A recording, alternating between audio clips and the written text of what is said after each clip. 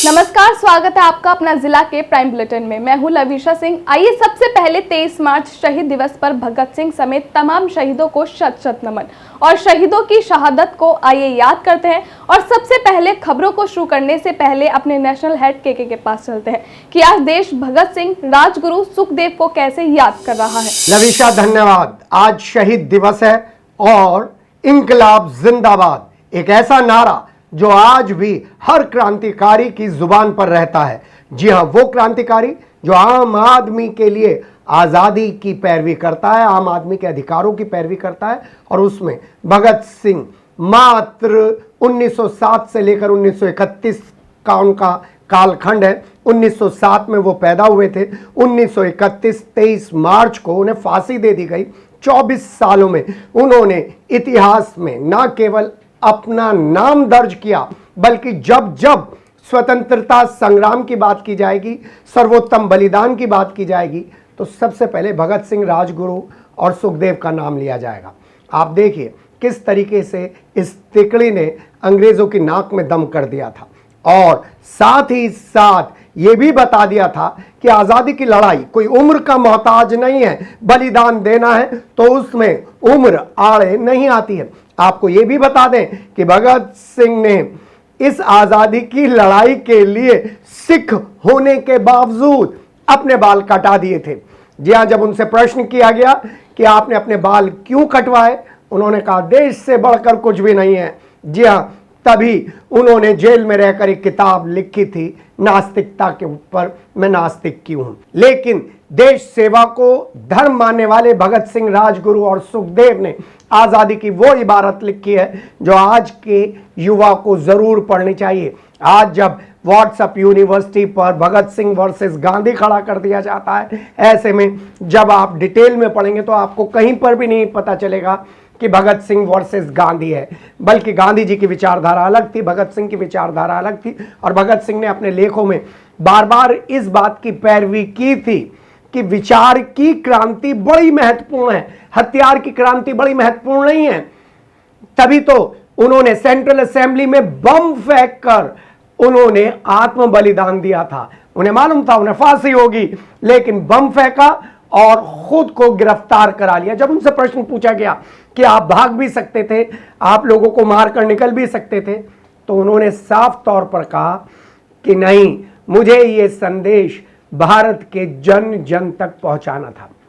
बहुत सारे लोग जब भगत सिंह जी की स्टडी करते हैं तो उन्हें पता चलता है वो एक पत्रकार भी थे और उन्होंने किस तरीके से पत्रकार रहते हुए अंग्रेज़ों के खिलाफ जो अपनी लेखनी का इस्तेमाल किया है। अगर उन लेखों को पढ़ा जाए तो पता चलेगा कि किस तरीके से वो वैचारिक क्रांति के भी धुरंधर थे।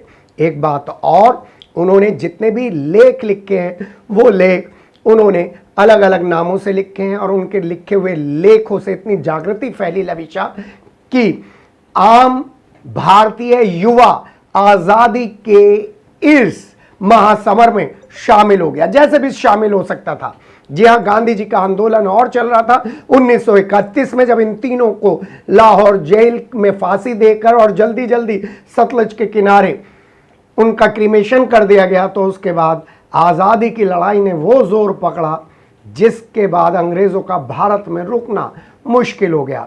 और ऐसे समय में आज हम जब कवि सम्मेलन देखते हैं, कवि सम्मेलन में पैरोडी देखते हैं और उन लोगों को देखते हैं जिनकी भगत सिंह की विचारधारा से, आस्तिकता से, नास्तिकता से, देशभक्ति से दूर दूर का कोई संबंध नहीं है, वो सब लोग इन कवि सम्मेलनों में आते हैं और मोटे मोटे पैकेट लेकर देशभक्ति की पैरोडी गाकर निकल जाते हैं, तो दुख होता है। वैसे इंकलाब जिंदाबाद का नारा अपने आप में पूरा कंप्लीट है। और आज शहीद दिवस पर उन सभी अनगिनत लोगों को बहुत बहुत नमन जिन्होंने भारत की आज़ादी के लिए सर्वस्व बलिदान दिया था। राजगुरु, सुखदेव और भगत सिंह को शत शत नमन। जी लवीश। धन्यवाद के। आइए नजर डालते हैं मेरठ और आसपास के शहरों की बड़ी खबरों पर। चैत्र नवरात्रि के पावन अवसर पर मेरठ के प्रमुख मंदिरों में आस्था का सैलाब उमड़ पड़ा, जहां सुबह 4 बजे से ही काली माता मंदिर, गोल मंदिर और ऐतिहासिक औगरनाथ मंदिर में भक्तों की लंबी कतारें देखने को मिली। नवरात्रि के 5वें दिन मां स्कंद माता की पूजा के भव्य श्रृंगार और स्थापना के साथ ही पूरा वातावरण जय माता दी के जयकारों से गूंज उठा। वहीं श्रद्धालुओं ने भक्ति भाव के साथ मां को फूल, नारियल और प्रसाद अर्पित कर सुख समृद्धि की कामना की और 9 दिनों के कठिन अनुष्ठान का संकल्प लिया। मंदिर समितियों द्वारा किए गए विशेष प्रबंधों के बीच भक्तों का उत्साह देखते ही बन रहा था, जिसे पूरी क्रांतिधरा मेरठ भक्ति के अनूठे रंग में सरोवर नजर आई। मेरठ के NH 58 पर स्थित शोभित यूनिवर्सिटी आज उस समय जंग का मैदान बन गई जब BCA की एक छात्र की संदिग्ध परिस्थितियों में मौत की खबर सामने आई। छात्रा की मौत से गुस्साए छात्रों ने यूनिवर्सिटी कैंपस में जमकर हंगामा और प्रदर्शन किया। पुलिस मामले की गंभीरता को देखते हुए हर एंगल से जांच कर रही है, लेकिन कैंपस में तनाव बरकरार है। बता दें, छात्र प्रिया की संदिग्ध हालत में मौत ने कई सवाल खड़े कर दिए हैं। बताया जा रहा है कि बिहार के छपरा की रहने वाली प्रिया ने हॉस्टल के कमरे में फांसी लगाकर जान देने की कोशिश की, जिसके बाद उसे आनन फानन में अस्पताल ले जाया गया, जहां डॉक्टरों ने उसे मृत घोषित कर दिया। इस दुखद खबर के मिलते ही यूनिवर्सिटी के छात्र भड़क उठे और उन्होंने प्रबंधन के खिलाफ जमकर नारेबाजी और हंगामा किया। छात्रों का गंभीर आरोप है कि छात्रा पर पढ़ाई का अत्यधिक दबाव बनाया जा रहा था और पहले भी कैंपस में ऐसी घटनाएं घट चुकी हैं। इस त्रासदी का असर प्रिया की परिवार पर भी गहरा पड़ा है। अपनी बहन की मौत की खबर सुनते ही उसके भाई की हालत बिगड़ गई, जिसे उपचार के लिए अस्पताल में भर्ती कराना पड़ा है। फिलहाल थाना पल्लवपुरम पुलिस ने घटनास्थल और छात्रा के कमरे को सील कर दिया है। पुलिस अधिकारियों का कहना है कि मामले की निष्पक्ष जांच की जा रही है और पोस्टमार्टम रिपोर्ट के बाद ही मौत की असली वजह साफ हो पाएगी। मेरठ कॉलेज परिसर में भगत सिंह की प्रतिमा पर श्रद्धांजलि कार्यक्रम आयोजित किया गया, जहां प्राचार्य प्रोफेसर युद्धवीर सिंह ने माल्यार्पण कर शहीद-ए-आजम को नमन किया। इस अवसर पर जंतु विज्ञान विभाग अध्यक्ष प्रोफेसर नीरज कुमार ने भगत सिंह को केवल स्वतंत्रता सेनानी नहीं बल्कि विचारों के क्रांतिकारी बताते हुए युवाओं को राष्ट्र प्रेम और सामाजिक जागरूकता का संदेश दिया। वहीं प्रेस प्रवक्ता प्रोफेसर चंद्रशेखर भारद्वाज ने 23 मार्च 1931 को लाहौर जेल में भगत सिंह, राजगुरु और सुखदेव को दी गई फांसी के ऐतिहासिक महत्व पर प्रकाश डालते हुए बताया कि मेरठ कॉलेज के BR चटर्जी मेमोरियल इतिहास संग्रहालय में भगत सिंह का डेथ सर्टिफिकेट आज भी सुरक्षित है। कार्यक्रम में शिक्षकों और कर्मचारियों ने बड़ी संख्या में भाग लेकर शहीदों को श्रद्धांजलि अर्पित की। फिलहाल वक्त हो चला एक छोटे से ब्रेक का। ब्रेक के बाद नजर डालेंगे कुछ और खबरों पर। Swami Vivekanand Subharti University, one of the leading universities of North India. 250 acres campus, 220 plus professional and vocational programs, 20,000 plus students, state of the art infrastructure. Come and give wings to your career with Swami Vivekanand Subharti University, where education is a passion. NH 58, Meerut, Delhi, NCR.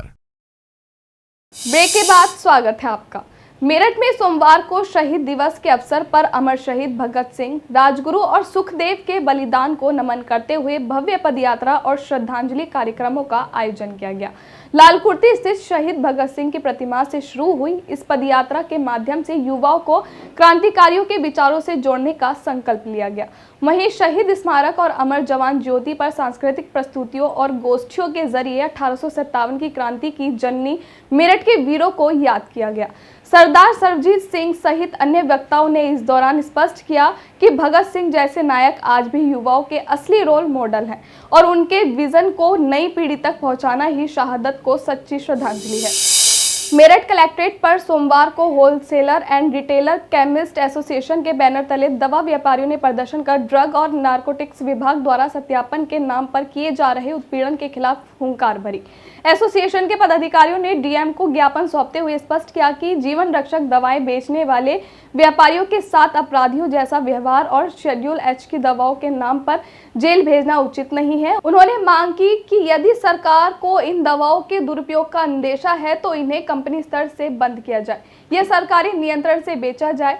दवा विक्रेताओं ने नए online portal की जटिलताओं, पुराने किराया नामों की समस्या और रिहायशी इलाकों में लाइसेंस निरस्त करने की कार्यवाही का कड़ा विरोध करते हुए चेतावनी दी कि यदि विभाग ने दमनकारी नीति और भ्रष्टाचार बंद नहीं किया तो लाखों लोगों का रोजगार छिन जाएगा और व्यापारियों का सरकार से मोहभंग हो जाएगा।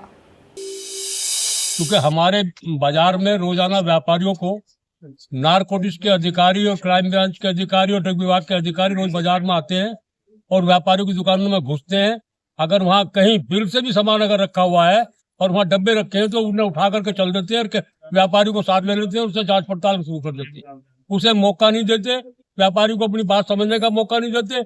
ऐसा व्यवहार कर रहे हैं व्यापारियों के साथ जैसे वो व्यापारी कातिल हो। कातिलों के साथ भी ऐसा व्यवहार नहीं होता, उसे भी मौका देती है।